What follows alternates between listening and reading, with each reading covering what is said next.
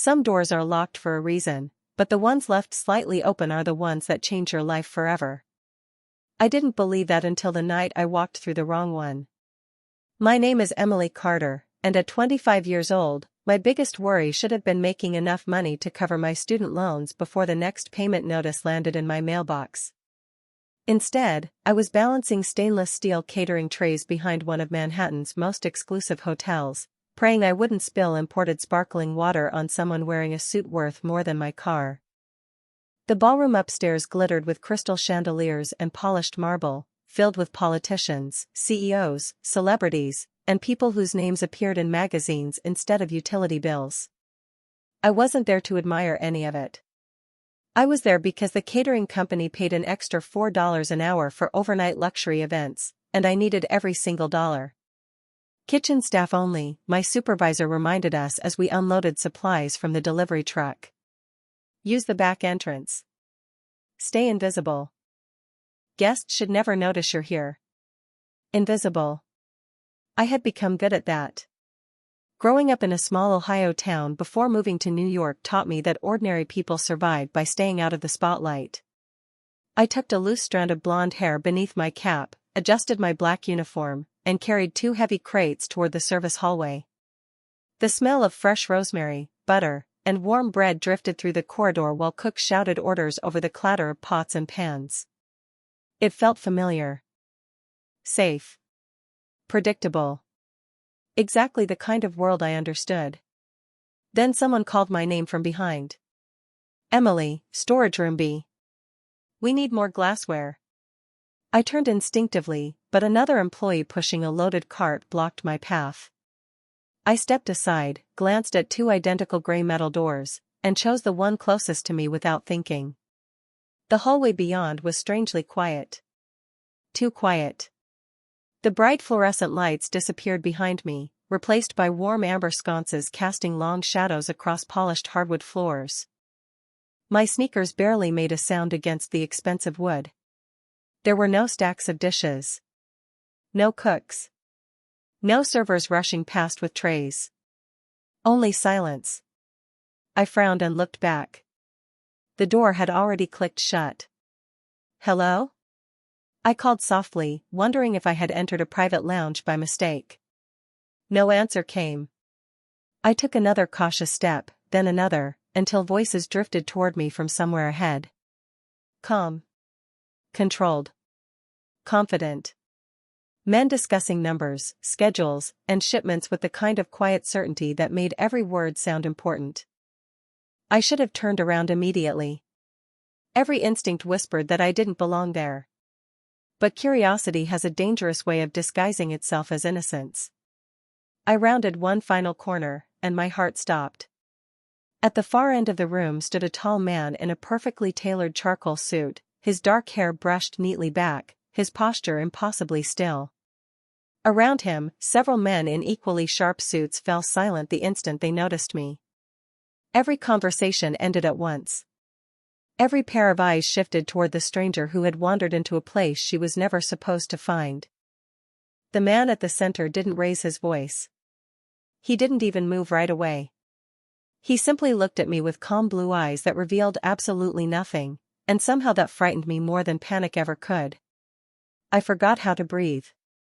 The silence inside that room carried a weight I had never felt before, the kind that settled into your chest and refused to leave. My fingers tightened around the empty serving tray until the metal edge dug into my palm. I am so sorry, I managed, my voice barely louder than a whisper. I was looking for the storage room. I must have taken the wrong hallway. Nobody answered. The men standing around the long walnut table exchanged brief glances, but none of them spoke without first looking toward the man in the charcoal suit. It took me only a second to understand who held the authority in that room. He did not need to introduce himself. He did not need to raise his voice. The room itself seemed to wait for him. His blue eyes stayed on mine, steady and unreadable, as if he were trying to solve a puzzle instead of staring at a terrified catering employee who desperately wanted to disappear. He finally stepped forward. Slow. Unhurried. Confident. Every movement carried quiet control. He stopped several feet away, close enough for me to notice the faint scent of cedar and expensive cologne, but far enough that the distance somehow felt intentional. "What is your name?" he asked. His voice was calm, almost gentle, yet everyone around him immediately became even quieter. "Emily," I answered. "Emily Carter." He repeated my name once, almost thoughtfully. "Emily Carter." Hearing my own name spoken by a complete stranger somehow made the situation feel even more surreal. I forced a nervous smile that disappeared almost instantly. "I really am sorry. I can leave now." Still nothing. The men around the table remained perfectly still, waiting. One of them looked toward the hallway behind me as though checking whether anyone else had followed. Another adjusted the cuff of his tailored jacket without taking his eyes off me. None of them looked angry. That was the strange part. They looked cautious. As though my unexpected arrival had complicated something carefully planned. The man in front of me tilted his head ever so slightly. "How long have you worked here?" he asked. "Only 6 months," I replied honestly. "Mostly weekend events." "And tonight?" "Extra shift. Someone called in sick." My answers came automatically because I could not think of any reason to lie. He seemed to notice that. His expression never changed, but something behind his eyes softened by the smallest degree. "You entered through the wrong door." "Yes," I admitted quickly. "It was an accident." He studied me for another long moment that felt endless. I wondered whether my supervisor was already searching for me upstairs. I wondered whether I would lose this job before the night was over. I wondered why this stranger seemed less interested in what I had seen than in who I was. Finally, he glanced toward one of the men standing nearby. "Verify her employment." The instruction was delivered as casually as someone asking for the time. The man nodded once and quietly stepped outside with a phone already in his hand.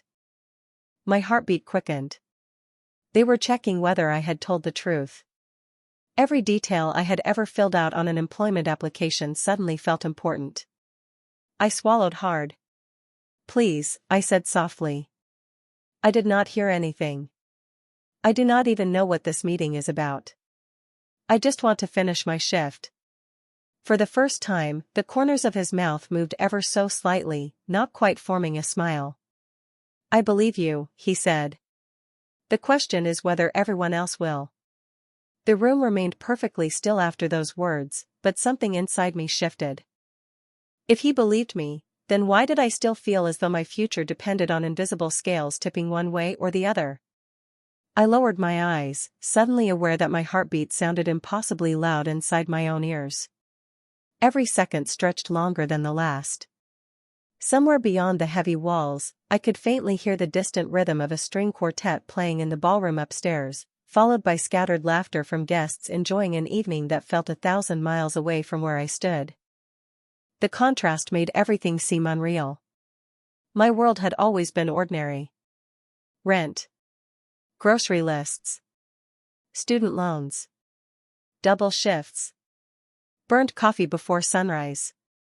Somehow, in less than 2 minutes, I had wandered into a room where silence carried more authority than shouting ever could. The man who had asked my name never looked away.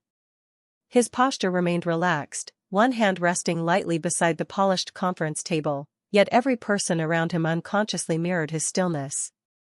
I had never seen leadership look like that before. It was not loud. It did not demand attention. It simply owned it. A minute later, the man who had stepped outside returned. He nodded once toward the man in front of me.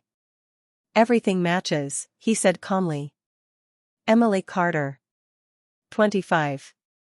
Catering employee. No concerns. No concerns." Hearing someone summarize my entire life in 5 words left an odd feeling in my stomach. The man with the blue eyes gave a slow, thoughtful nod before looking back at me. "You told the truth." I let out a breath I had not realized I had been holding. "Thank you," I whispered. "May I go back to work now?" He did not answer immediately. Instead, his gaze drifted toward the serving tray still clutched against my chest. "You seem responsible," he observed. "I try to be. Then remember something." His voice remained even, almost conversational. "Tonight you entered a place that was never intended for guests or employees. Forget this hallway. Forget this room." I nodded so quickly my neck almost hurt. "I will." "Can you do that?" he asked. I hesitated for the briefest moment because the honest answer mattered more than the easy one. "I can forget where I walked," I said quietly. "But I probably will not forget how this room made me feel." Something unexpected crossed his face. It disappeared almost as quickly as it came, but I caught it. Surprise. Perhaps nobody answered him honestly. One of the men standing nearby glanced toward him as though waiting for instructions, but none came. Instead, the stranger took one more step closer. "Fear fades," he said. "Character does not." I was not entirely sure what he meant, but the word settled somewhere deep inside me. Before I could respond, a radio clipped to someone's jacket crackled softly. A voice spoke too quietly for me to understand, but I noticed the subtle change around the room. Shoulders straightened.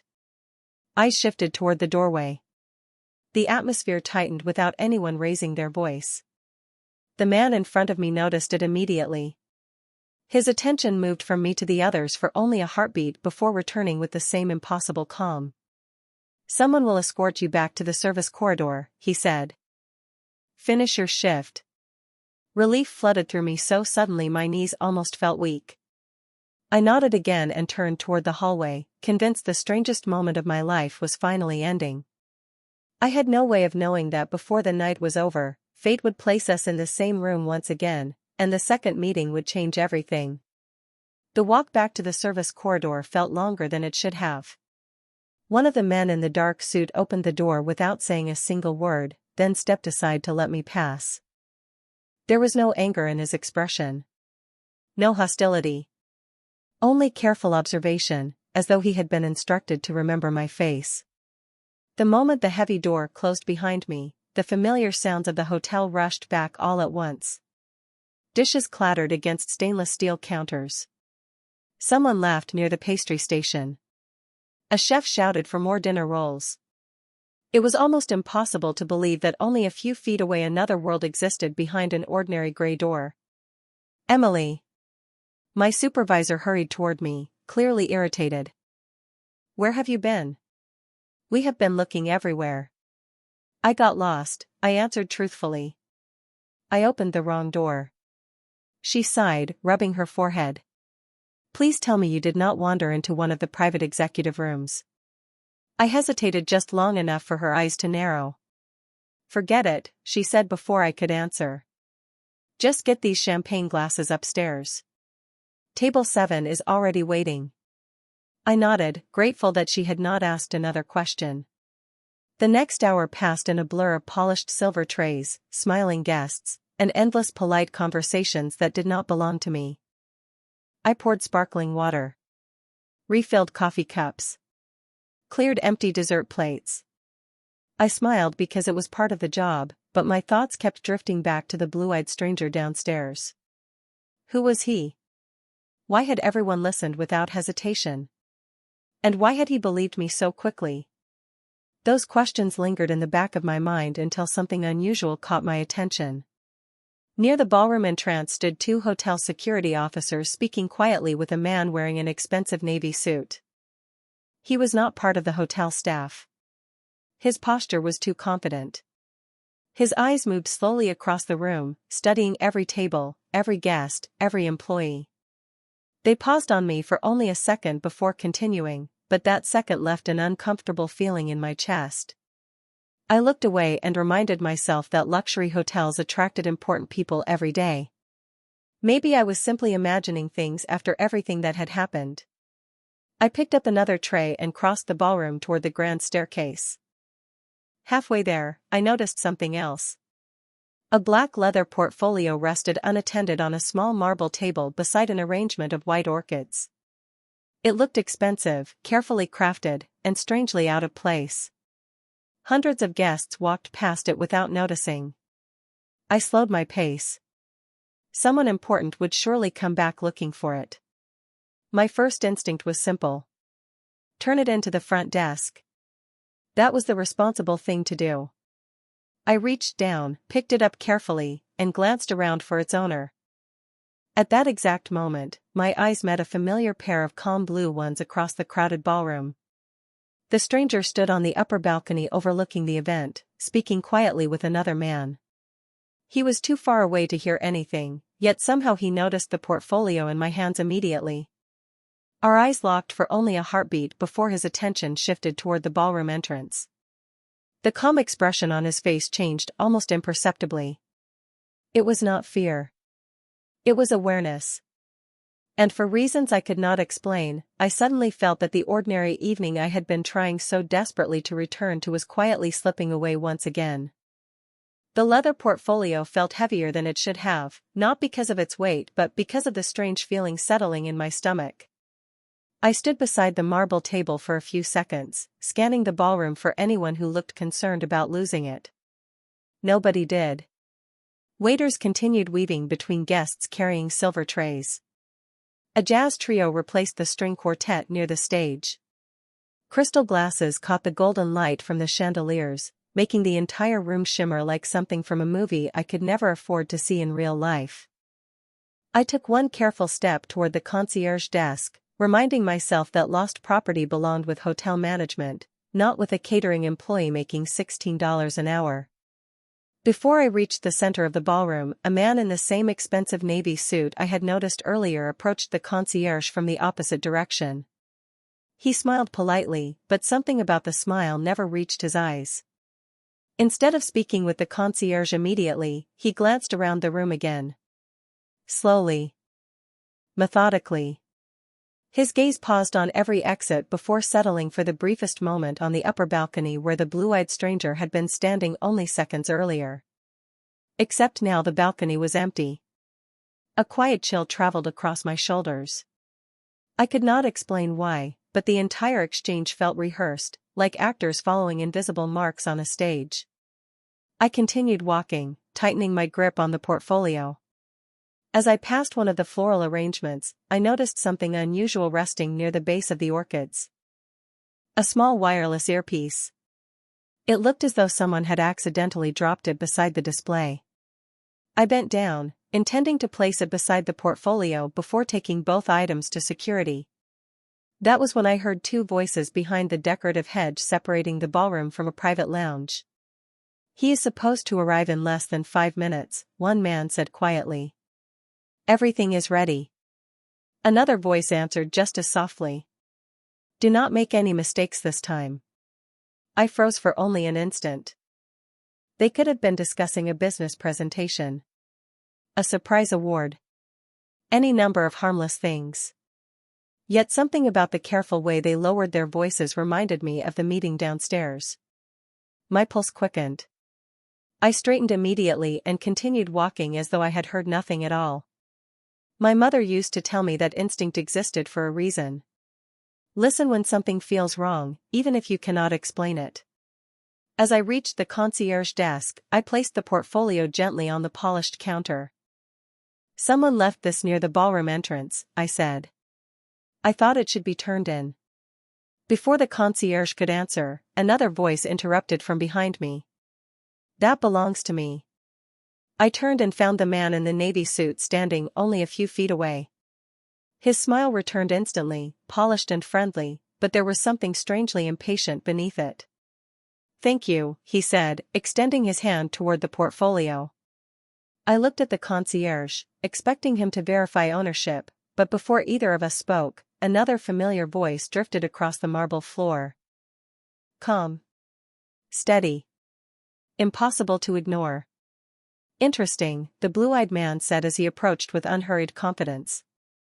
I was under the impression that portfolio belonged to me.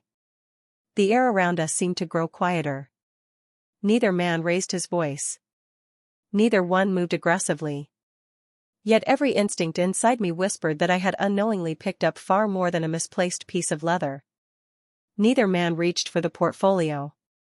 They simply looked at each other with the kind of quiet patience that made everyone else instinctively step back. Even the concierge seemed unsure whether to speak. I stood frozen between them, suddenly wishing I had left the leather case exactly where I found it. The man in the navy suit let out a polite laugh that sounded carefully practiced. "There must be some misunderstanding," he said smoothly. "My assistant misplaced it a few minutes ago." The blue-eyed stranger never looked away from him.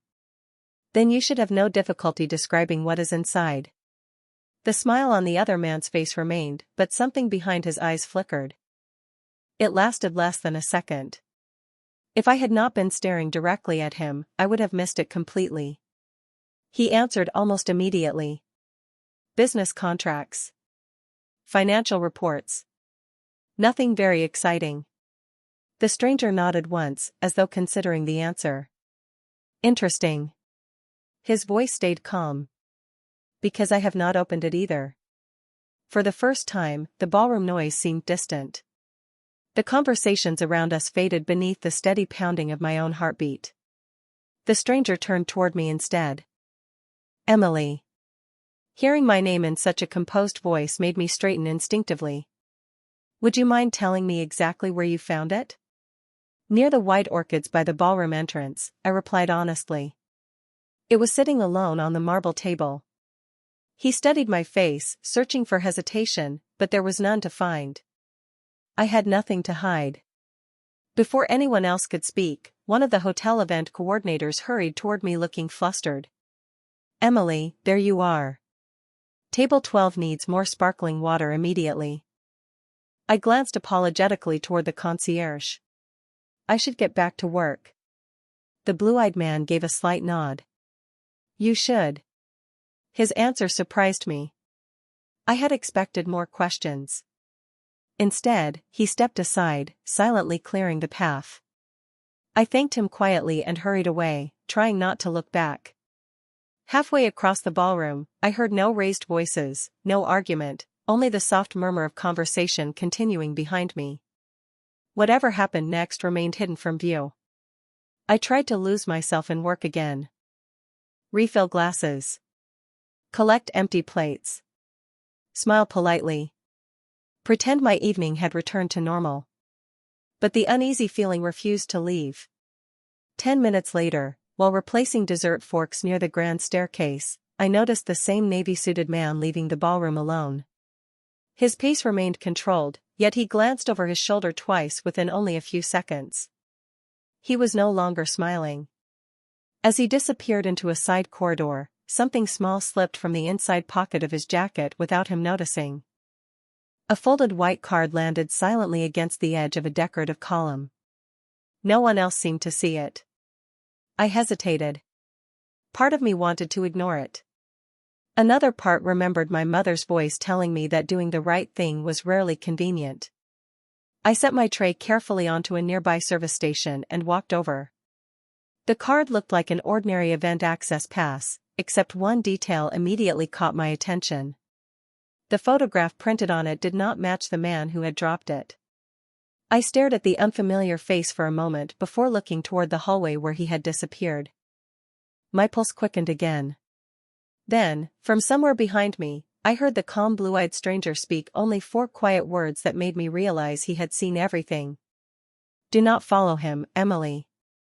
His voice was neither loud nor urgent, yet my feet stopped moving before I even realized I had obeyed him. I turned slowly, still holding the white access card between my fingers.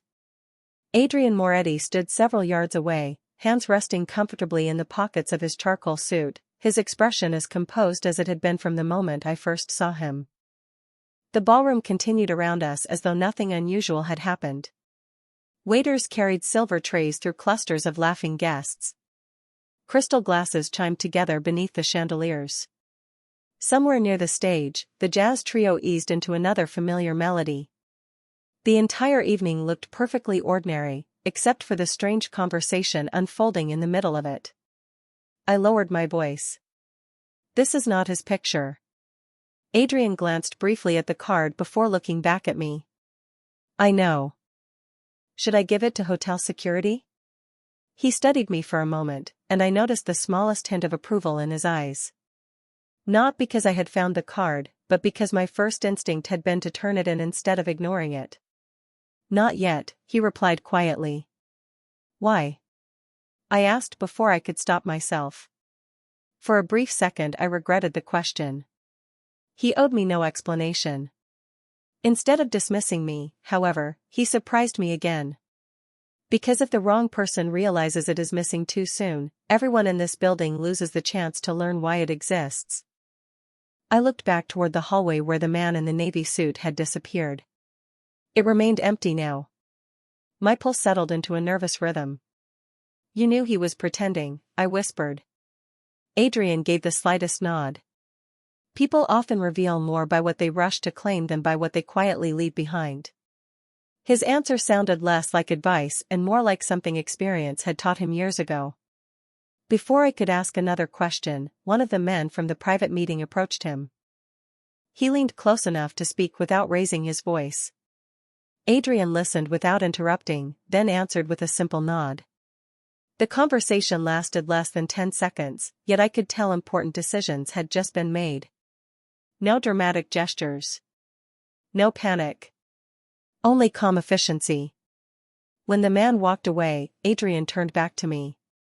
Your supervisor is looking for you again. I blinked. How did you know that? He glanced toward the far side of the ballroom. I followed his eyes and immediately spotted my supervisor scanning the room while checking her watch. I almost laughed despite everything. He had noticed before I had. You see everything, do not you? I asked. A faint smile appeared, gone almost as quickly as it came. Only the things that matter.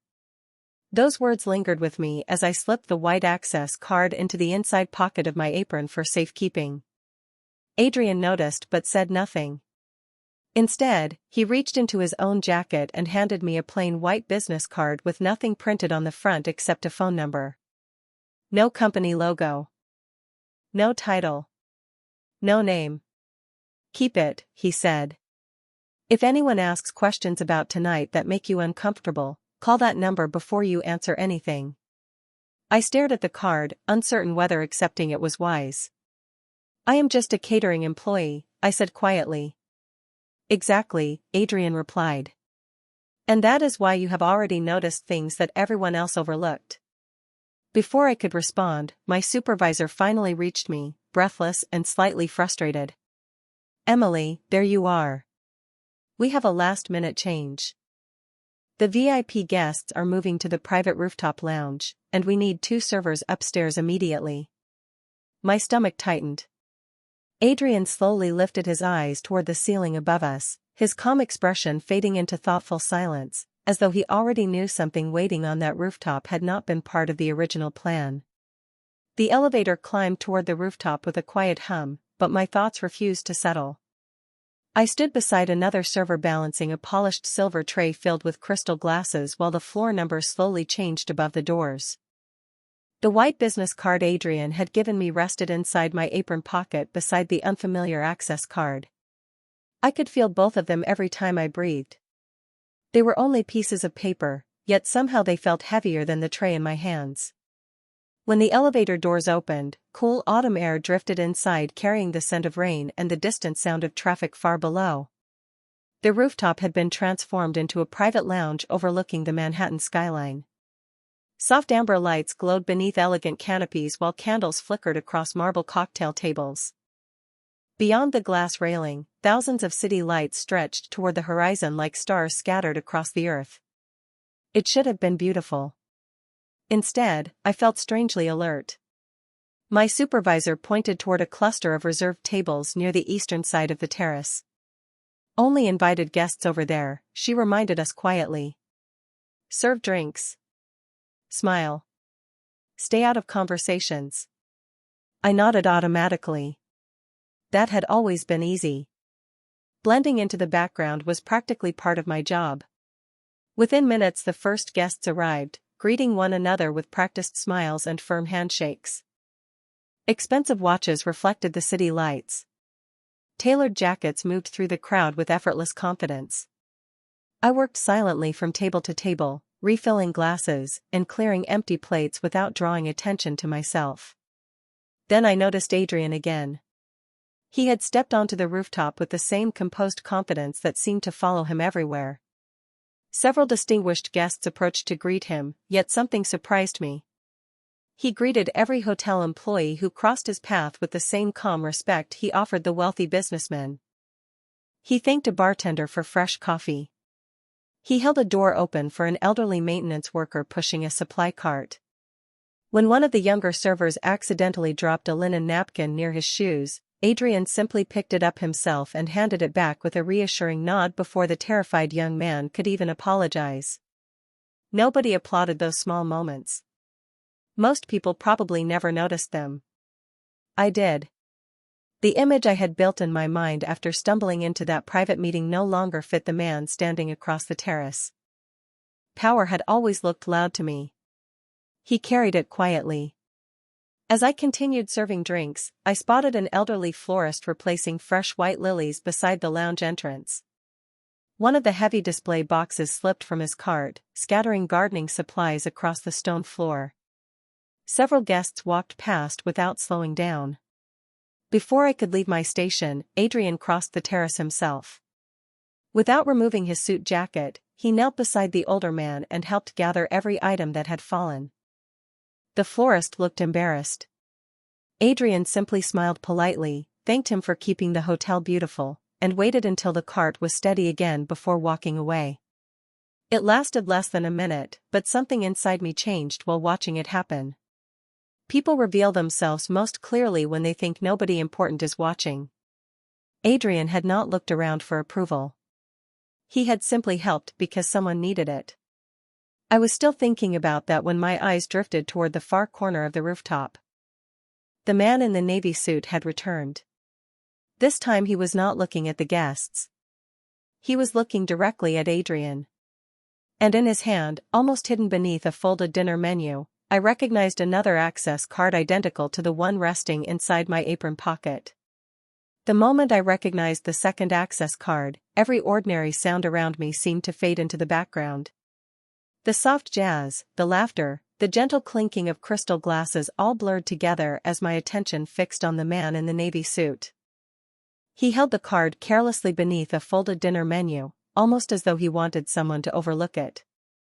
But after everything that had happened downstairs, I could not convince myself it was a coincidence. I forced myself to keep moving, offering sparkling water to guests with the same practiced smile I had worn all evening. The last thing I wanted was to draw attention to myself. As I approached another table, I glanced across the rooftop again. Adrian had shifted to the opposite side of the terrace, speaking with an elderly couple who appeared delighted simply to be in his company. Whatever reputation he carried beyond these walls, the people standing with him smiled naturally. He listened more than he spoke. When the elderly gentleman laughed at one of his own stories, Adrian laughed with him, not politely, but genuinely. It was a small moment, easy to miss, yet it made the powerful man I had imagined seem unexpectedly human. My supervisor quietly stopped beside me. "Emily, could you bring fresh coffee to the guests near the fireplace?" she asked. Of course. I exchanged my tray for a polished silver coffee service and walked toward the far corner of the rooftop. As I passed behind a row of tall evergreen planters, I heard familiar voices again. They were low enough that I almost kept walking, but one sentence caught my attention before I could move away. "He still does not suspect anything," one man whispered. A second voice answered calmly. "Then the schedule remains unchanged." I slowed for less than a second before continuing forward at exactly the same pace. My heart beat faster, but I kept my expression neutral. I had no idea who they were discussing. It could have been an innocent business arrangement.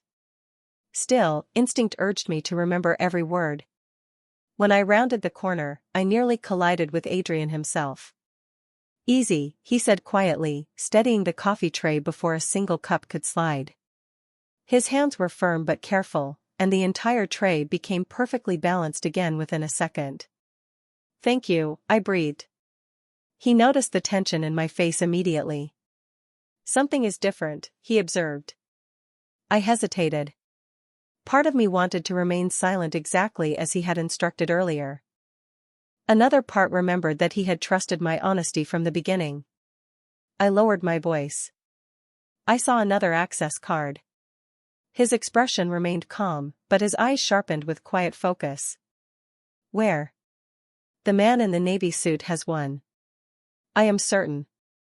Adrian asked no unnecessary questions. He simply nodded once before looking past me toward the crowd without making it obvious. Anything else? I thought carefully. I overheard two men talking near the planters. They said someone still does not suspect anything and that the schedule remains unchanged.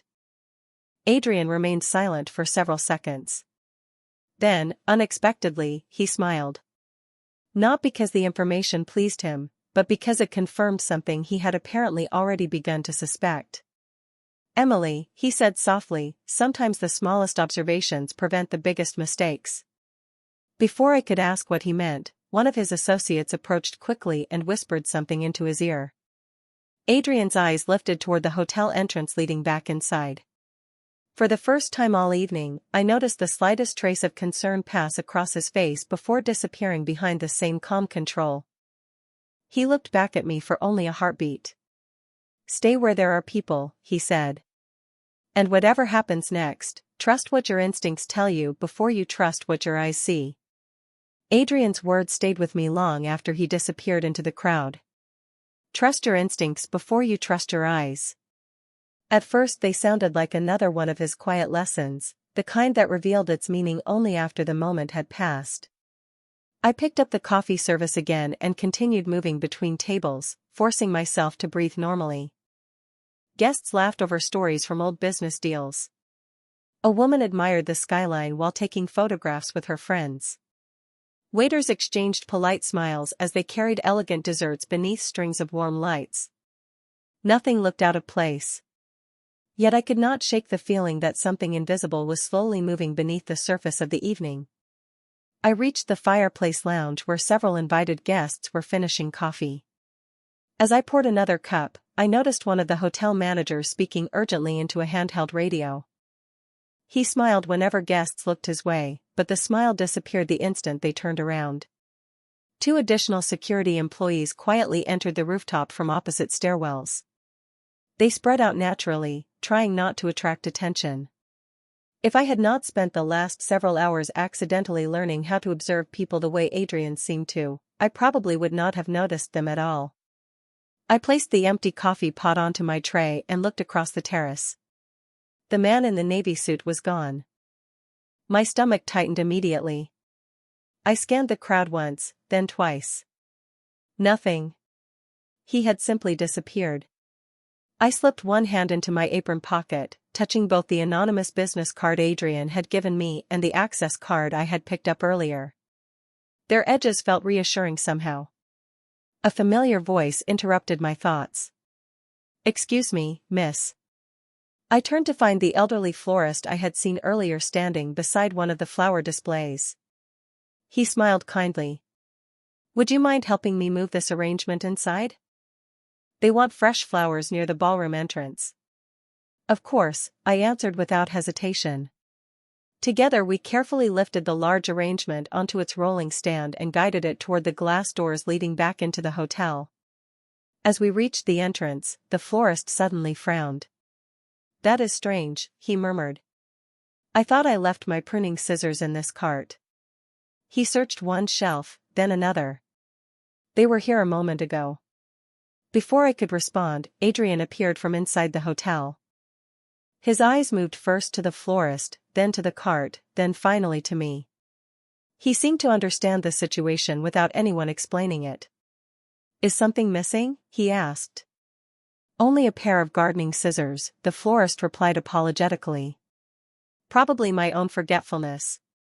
Adrian looked thoughtfully at the flower cart for a brief second before gently removing one of the decorative ribbons wrapped around a vase. Hidden beneath it was the missing tool. The florist laughed with relief. "I cannot believe I overlooked that." Adrian handed it back with a polite smile. long evenings make all of us overlook small things. The florist thanked him and continued toward the ballroom. I watched Adrian for a moment, puzzled. You knew where they were? He shook his head slightly. No. I noticed the ribbon had been tied again. I stared at him. You saw that from across the room? Patterns, he answered quietly. People leave them everywhere. Before I could reply, one of his associates approached with unusual urgency. Instead of whispering, the man simply handed Adrian a folded note. Adrian opened it, read only a single line, and for the first time since I had met him, every trace of warmth disappeared from his expression. He folded the paper once, slipped it into his pocket, and looked directly at me. Emily, he said calmly, I need you to do exactly one thing for me. Do not leave this hotel until I come back for you. After Adrian disappeared through the rooftop doors, I stood exactly where he had left me, trying to convince myself that I was overthinking everything. He had asked me to stay in the hotel, nothing more. It should have been an easy request to follow. My shift still had another hour before the catering crew could leave anyway. I carried my tray back toward the serving station, but something felt different now. Not dangerous. Focused. The hotel staff moved with quiet urgency behind their professional smiles. A bartender checked the same corner of the terrace 3 separate times within 5 minutes. 2 security officers exchanged subtle hand signals before casually repositioning themselves near the elevators. None of the guests appeared to notice. They continued enjoying expensive wine beneath the glowing skyline, completely unaware that the people working around them were paying attention to details invisible to everyone else. I found myself doing the same. Every face. Every doorway. Every unexpected movement. Adrian had changed the way I looked at the world in only a few hours. My supervisor approached carrying a clipboard. Emily, thank you for staying late tonight, she said with an exhausted smile. After the rooftop reception ends, we need one person to help inventory supplies downstairs. Everyone else can clock out. Normally I would have volunteered immediately. Overtime meant a little extra money. Tonight I hesitated. Adrian's words echoed inside my mind. Do not leave this hotel until I come back for you. I can help, I answered, as long as it does not take too long. She nodded gratefully before hurrying away. I turned toward the skyline for a brief moment, hoping the cool night air would settle my thoughts. Instead, I noticed movement reflected in the glass wall beside me. Someone was watching me from inside the hotel corridor. I turned naturally, pretending to adjust the glasses on my tray. The reflection disappeared almost instantly. When I looked directly through the glass, the hallway appeared empty except for a housekeeping cart parked beside the wall. My pulse quickened. Was I imagining things now? Or had someone stepped away the instant I looked? Before I could decide, my phone vibrated inside my apron pocket. I frowned. Hardly anyone called me during work. The screen displayed an unfamiliar number. For one brief second I considered ignoring it. Then I remembered the plain white business card Adrian had given me. The number on my screen matched the one printed on the card. I answered immediately. Hello? There was only silence for a heartbeat. Then Adrian's calm voice came through the speaker. Emily. Relief washed over me before I even realized I had been worried. Are you all right? I asked quietly. A faint pause followed. I am. Are you alone? I glanced around carefully. There are guests everywhere. That is not what I asked.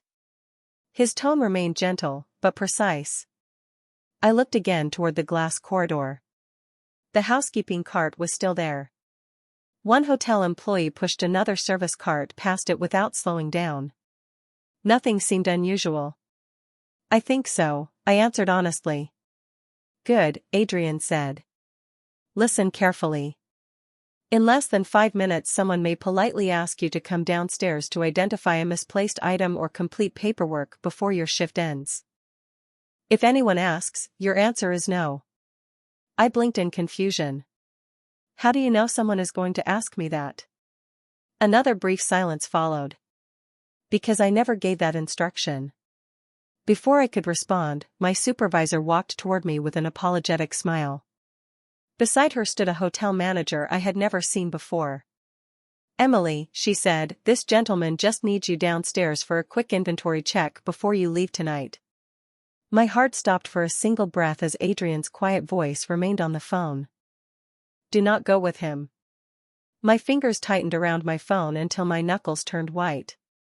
Adrian remained silent on the other end of the line, giving me no dramatic speech, no explanation, only the space to make my own decision. I looked from my supervisor to the unfamiliar hotel manager standing beside her. He wore the correct uniform. His name badge looked authentic. His smile was professional. If I had met him at the beginning of the evening, I would have followed him without a second thought. But this was no longer the beginning of the evening. I had learned that appearances could be rehearsed. Patterns could be misleading. The smallest details often mattered the most. I slipped my phone into my apron pocket without ending the call. I am sorry, I said politely. I was told to remain on the rooftop until my shift officially ends. The manager's smile remained perfectly in place. It will only take 2 minutes. Then it can wait 2 minutes, I answered gently. My supervisor looked confused. Emily, this is standard procedure. Before I could respond, the manager spoke again. Your paperwork has to be completed tonight. Something about his wording caught my attention immediately. My supervisor always called them time sheets, never paperwork. It was a tiny difference, but Adrian had spent the entire evening teaching me to notice tiny differences. I smiled apologetically. Could you please ask the catering supervisor to come instead? She handles all of our paperwork. For the first time, the manager hesitated. Only for a heartbeat, but it was enough. My supervisor looked toward him, apparently expecting the same answer I was. Instead, he glanced briefly toward the rooftop entrance before forcing another polite smile. She is busy at the moment. Then I will wait until she is free, I replied. None of us moved. The silence lasted perhaps 3 seconds, yet it felt much longer. Then a familiar voice broke it from behind us. That will not be necessary. Adrian stepped onto the rooftop with the same calm confidence that had surrounded him all evening. 2 of his associates followed several steps behind, speaking quietly with hotel security. Adrian looked first at my supervisor, offering her a courteous nod. Thank you for taking such good care of your staff tonight. She smiled politely, clearly unaware of the tension surrounding the conversation. Adrian then turned toward the hotel manager. Their eyes met for only a moment.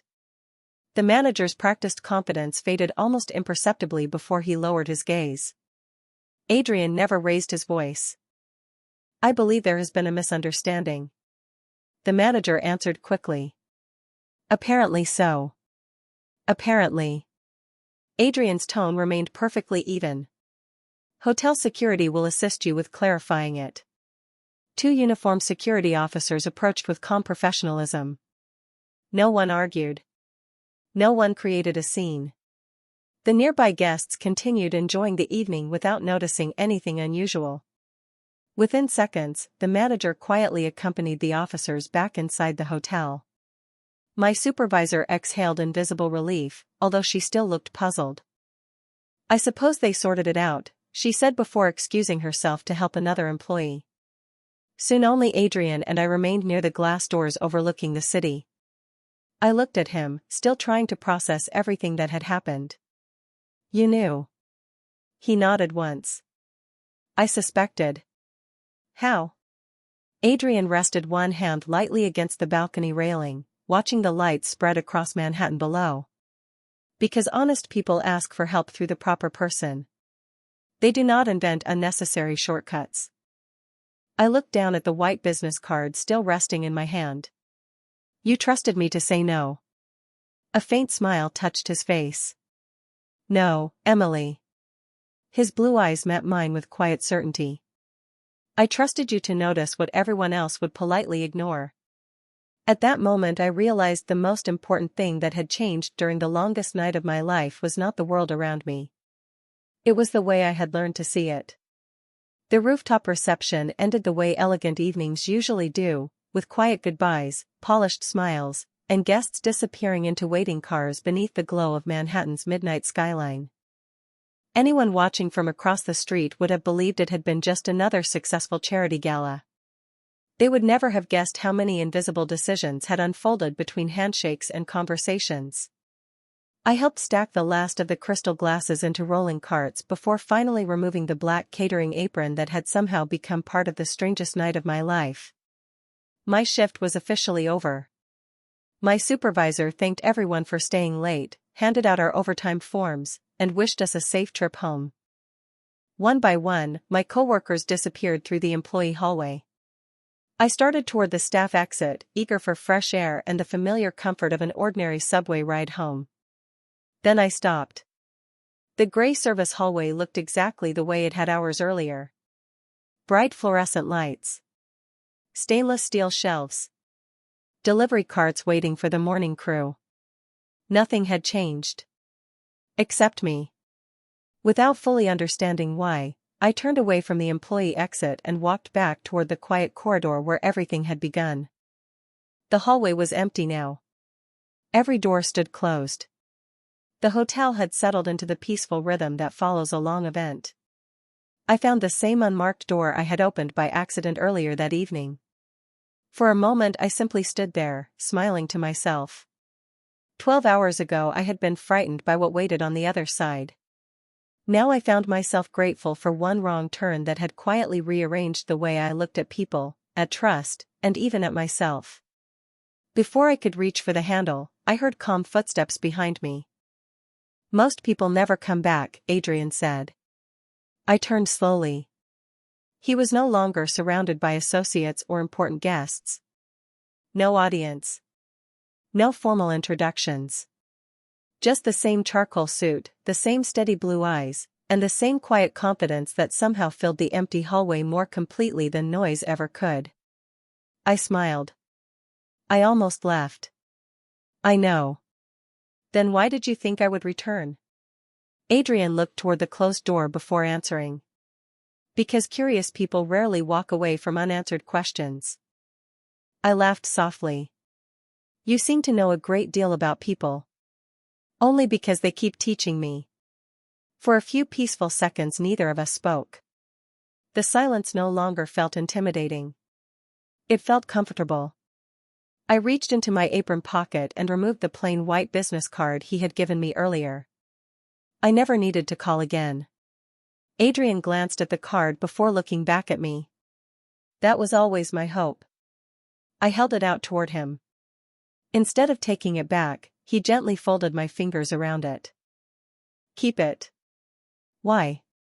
"Because this city has a way of placing ordinary people in extraordinary moments."